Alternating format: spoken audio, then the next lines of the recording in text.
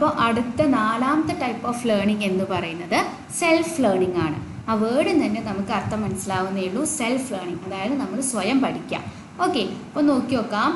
Anyone can learn himself any curriculum without the help of any other person. എന്താ, ആർക്ക് വേണമെങ്കിലും ഏത് curriculum വേണമെങ്കിലും ആരുടെയും സഹായം ഇല്ലാതെ ഒറ്റയ്ക്ക് നമുക്ക് പഠിക്കാൻ പറ്റും. അങ്ങനെ സ്വയം പഠിക്കുന്നതിനെയാണ് നമ്മൾ സെൽഫ് ലേണിംഗ് എന്ന് പറയുന്നത്.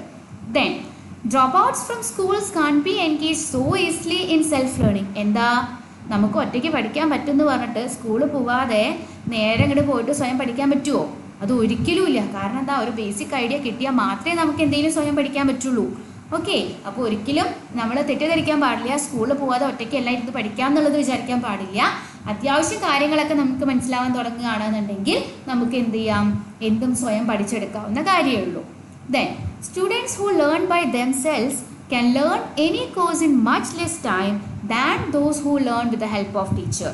അപ്പോൾ എന്താ, ഏതെങ്കിലും ഒരു കുട്ടിക്ക് ഏതെങ്കിലും ഒരു ടോപ്പിക്ക് ഒറ്റയ്ക്ക് പഠിക്കാൻ പറ്റും എന്നുണ്ടെങ്കിൽ അങ്ങനെയുള്ള കുട്ടികൾക്ക് ഏതൊരു ടോപ്പിക്കും ഏതൊരു കോഴ്സും ചെറിയ സമയത്തിനുള്ളിൽ പഠിച്ചെടുക്കാവുന്നതേ ഉള്ളൂ. ഇപ്പോൾ ഒരു ടീച്ചർ പറഞ്ഞു കൊടുക്കുന്നതിനേക്കാൾ ഈസി ആയിട്ട് ആ കുട്ടിക്ക് എന്ത് ചെയ്യാൻ പറ്റും, ആ ഒരു കോഴ്സ് എന്ന് പറയുന്നത് ഒറ്റയ്ക്ക് പഠിച്ചെടുക്കാം.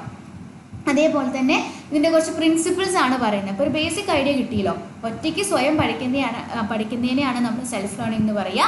അത് ഏകദേശം കുറച്ച് കാര്യങ്ങളൊക്കെ ഒറ്റയ്ക്ക് പഠിക്കാൻ പറ്റുന്നവർക്ക് ഏത് സബ്ജക്റ്റോ ഏത് കോഴ്സോ വേണമെങ്കിലും ഒറ്റയ്ക്ക് പഠിക്കാൻ പറ്റും എന്ന് കരുതിയിട്ട് സ്കൂളിൽ പോകരുത് എന്നല്ല അതിൻ്റെ അർത്ഥം. ഓക്കെ, ദെൻ ഇതിൻ്റെ പ്രിൻസിപ്പിൾസ് ആയിട്ട് പറയുന്നത് provide feedback for each response of the learners. അതായത് കുട്ടി ഒറ്റയ്ക്ക് പഠിക്കുകയാണ് എന്ന് കരുതിയിട്ട് നമ്മൾ എന്ത് ചെയ്യാതിരിക്കാൻ പാടില്ല, തീരെ നമ്മൾ അതിൽ ഇൻവോൾവ് ചെയ്യാതിരിക്കാൻ പാടില്ല. കുട്ടി പഠിച്ച കാര്യം ശരിയാണോ തെറ്റാണോ എന്നുള്ളത് നമ്മൾ ടൈംലി ഫീഡ്ബാക്ക് കൊടുത്തുകൊണ്ടേയിരിക്കണം.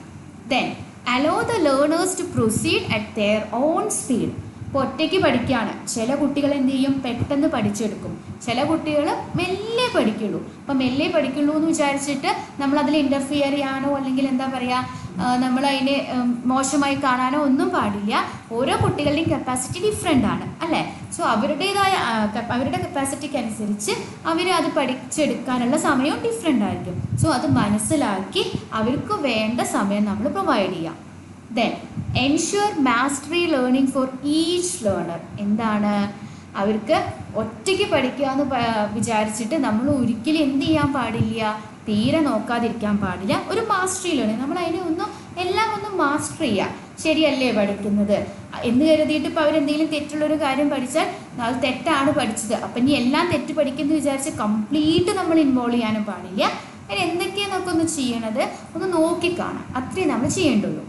Then freedom for students to learn. എന്താ ഞാൻ പറഞ്ഞ കാര്യം, ഒറ്റയ്ക്ക് പഠിക്കുകയാണ് തെറ്റിപ്പോകുന്നൊക്കെ വിചാരിച്ച് അതിൽ കൂടുതൽ ഇൻവോൾവ്മെൻ്റ് ഒന്നും കൊടുക്കാൻ പാടില്ല. അവർ അവരുടേതായ രീതിയിൽ പഠിക്കട്ടെ, തെറ്റുമ്പോഴല്ലേ അതപ്പം നോക്കാം എന്ന ലെവലിൽ നമ്മൾ വിടാനേ പറ്റുള്ളൂ.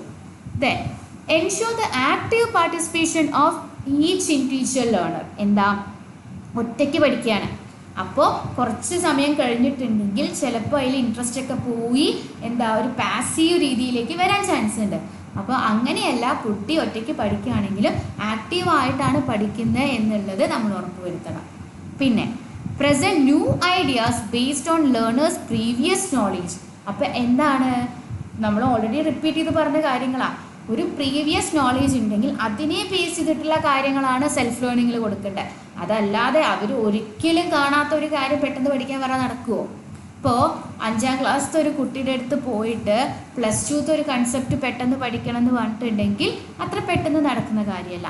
സോ അവർക്കൊരു ബേസിക് നോളേജ് ഉണ്ട്, ഒരു സബ്ജക്റ്റിനെ കുറിച്ച് ഒരു ബേസിക് നോളേജ് ഉണ്ടെങ്കിൽ നമ്മൾ എന്ത് ചെയ്യും, അവരോട് ഒറ്റയ്ക്ക് പഠിക്കാൻ പറയും. ഇപ്പോൾ സെമിനാറൊക്കെ എടുക്കാൻ കൊടുക്കുമ്പോൾ അങ്ങനെയല്ലേ നമ്മൾ കൊടുക്കുക, കുറച്ചുകൂടി ഈസി ആയിട്ടുള്ളൊരു ചാപ്റ്റർ അവർക്ക് ഓൾറെഡി അറിയുന്നൊരു ചാപ്റ്ററാണ് നമ്മൾ സെമിനാറൊക്കെ എടുക്കാൻ വേണ്ടിയിട്ട് കൊടുക്കാറ്.